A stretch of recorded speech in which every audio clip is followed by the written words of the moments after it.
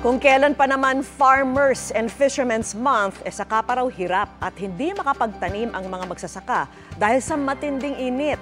Kaya sa pagpapatuloy po ng Operation Bayanihan, ilang magsasaka sa Samar naman ang hinatira ng tulong ng GMA Kapuso Foundation. Sa likod ng tahimik at payak na pamumuhay ng mga residente dito sa San Jorge sa Samar, kapansin-pansin ang mga nagkalat na sundalo sa lugar. Itong lugar po nito and other upland barangays have been the hotbed of insurgency for many decades now. Pero ang mga residente, may iba pang laban na kinakaharap, ang tagtuyot. Si Marivic, hindi pa raw nakapagtatanim ng palay dahil walang ulan. Tuyot na rin ang ilang niyang pananim.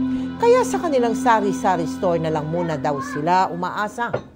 Ang mga tanim ko po, katulad ng saging, tsaka mani, gabi, at tsaka mais. Wala po, nabansot kasi sa init ng panahon.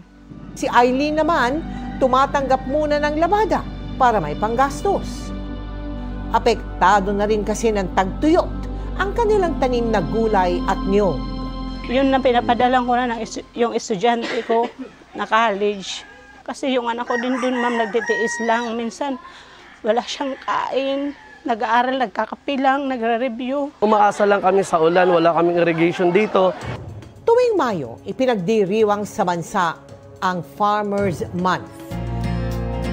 Kaya naman tinungo ng GMA Kapuso Foundation ang malayong lugar sa Samar para maghatid ng tulong sa mga magsasaka. 38 barangay ang nabigyan natin ng food packs at hygiene kits. May feeding program din para sa bata at matanda. Malaki yung pasasalamat namin. Naging beneficiary yung mga farmers namin dito sa ganitong programa ng GMA Kapuso Foundation. Sa mga nais makiisa sa aming mga projects, maaari po kayo magdeposito sa aming mga bank account o magpadala sa Cebuana Luwalier. Pwede ring online via GCash, Shopee, Lazada at Metrobank credit card.